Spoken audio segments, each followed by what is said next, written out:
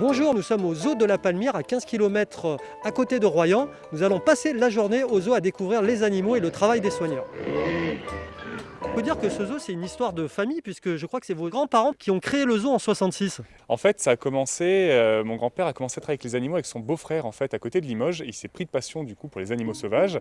Et alors ils ont décidé avec ma grand-mère de faire la tournée des écoles en fait, pour présenter des animaux dans les écoles aux élèves parce qu'il y avait peu de parcs zoologiques à l'époque, peu d'accès finalement à cette nature sauvage exotique. Et donc ils avaient vraiment une vocation d'un projet pédagogique vis-à-vis des enfants. Et puis la concrétisation, c'était l'ouverture d'un parc et ici à la Palmyre, donc en 66. Ça a commencé par un petit cirque ambulant, et puis alors ça a grandi progressivement, parce que je crois que le début du zoo, c'était 3 hectares. Hein. Ouais, 2,5 hectares au démarrage, en fait, on en fait 18 maintenant. Vous recevez à peu près 600 000 visiteurs par an, vous avez 1600 mammifères et plus de 110 espèces. Je vois que la girafe a envie de manger ma fiche.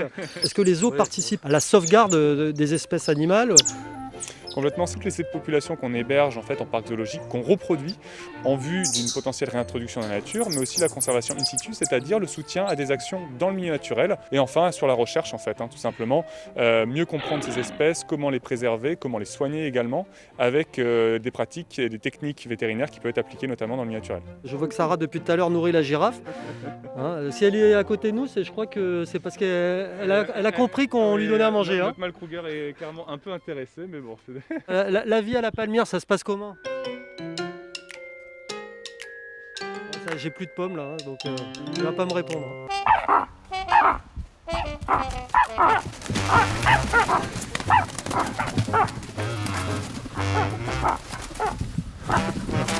C'est pas facile à capturer. Thierry, qu'est-ce que vous êtes en train de faire là avec ces oiseaux là, avec ces ibis ? En fait, ce sont des oiseaux qui vont bientôt partir dans un autre zoo. Ceux qu'on voit ici sont nés cette année, cet été, printemps-été.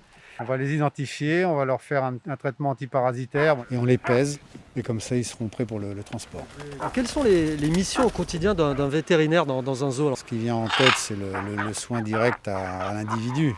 Un animal malade, un animal blessé, un animal vieillissant, on dit différentes choses, des animaux qui naissent.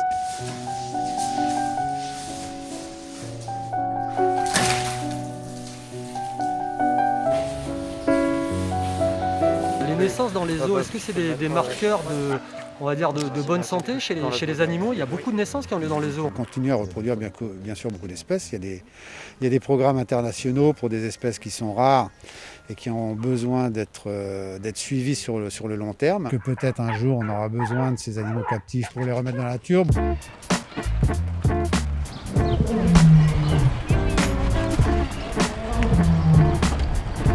Bien sans goûter quoi.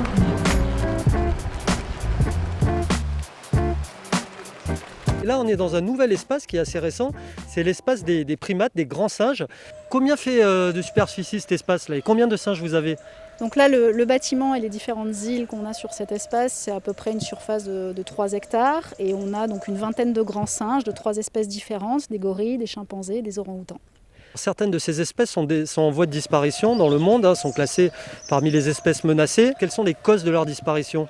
On a d'abord évidemment la destruction de leur habitat, donc soit liée à la déforestation, l'exploitation du bois, ça peut être aussi l'exploitation des sols, des minerais. Et puis il y a aussi une autre menace extrêmement importante, c'est le braconnage. On les chasse soit pour leur viande, puisque pour certaines d'entre elles, donc la viande est consommée, ce qu'on appelle la viande de brousse. Vous me disiez même qu'il y avait des restaurants européens qui servaient de la viande de brousse. Bien sûr, c'est une viande qui arrive par des circuits illégaux jusque chez nous, jusqu'en Europe, puisqu'on a des saisies qui sont parfois opérées dans nos aéroports en Europe.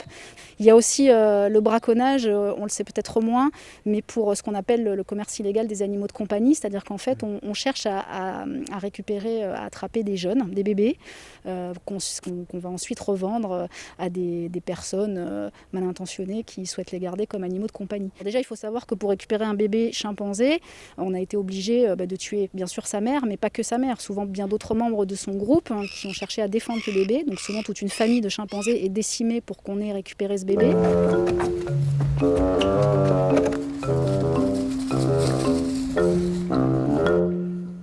Qu'est-ce que les zoos peuvent faire, eux, à leur niveau, pour justement préserver l'espèce ? Alors, les parcs zoologiques, et notamment celui de la Palmyre, participent à la conservation de ces espèces dans le milieu naturel. Nous, par exemple, pour parler des gorilles, on finance aujourd'hui la conservation des 4 sous-espèces en Afrique en apportant un soutien financier à 4 programmes qui s'occupent donc de protéger ces espèces directement dans des pays africains.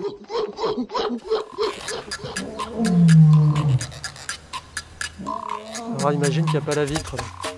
Mais il n'y a pas de vitre.